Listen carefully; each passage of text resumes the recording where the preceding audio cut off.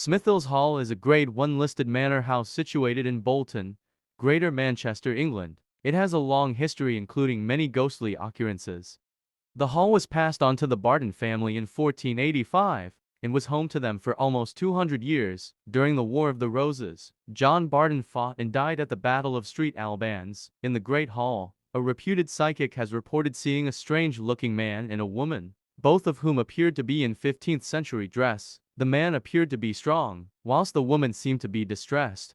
Following his trial as a Protestant during the reign of the devoted Catholic Queen, Mary Tudor, Bolton farmer George Marsh was bought before Robert Bolton, the owner of the estate in the hall's green room. George was burned at the stake on the 24th April of 1555.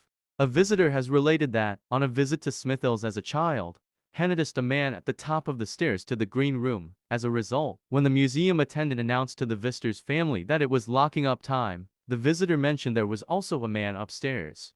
To Samazamid, the attendant Expanthe family were the only visitors left in the hall. To this day, the visitor is convinced that the only explanation is that the man upstairs was George Marsh. The green room where George Marsh was questioned is considered to be the most haunted room at Smithills.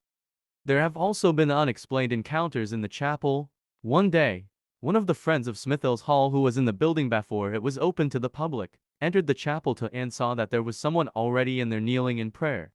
On meeting a colleague in the corridor, he mentioned that there was also someone in the chapel. The colleague went to have a look and returned to say that there was no one there. More recently, a member of staff removing some dead flowers from the chapel was pushed from behind into the wall with such force that they receive a grazes. At one Timmy Apujan mirrors to hang in Hall's shop. One day, the shop manager happened to glance in the mirror and spotted that there was a man watching from the doorway, dressed in black with white bushy hair. The manager turned around, but Theman was another. The manager saw the same man again twice, with the third sighting taking place on the stairs.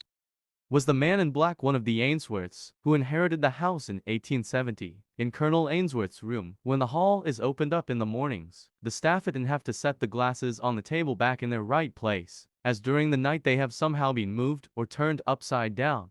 There are many other unusual and unexplained happenings which staff, volunteers and visitors experience regularly. The barrier ropes in the museum often swing of their own accord, as if someone has just brushed past them. Staff members have also heard themoing cats and the giggling of children, when cats and children are nowhere to be seen. Even after you have walked out through the doors, you are not safe from the supernatural, as unexplained events and experiences have also occurred in the grounds outside the hall. During the last week of May in 1644, Prince Rupert's troops, having relieved the siege of Latham House, stormed Bolton town, putting Peope to the sword. However, some of the population did manage to flee to safety, either on foot or horseback.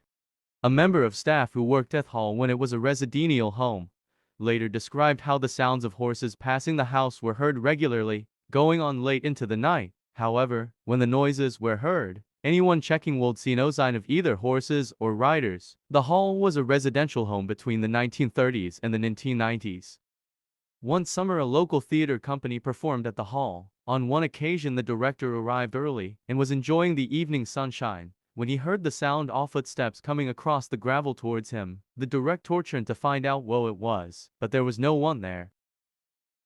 Please subscribe, like, comment and share.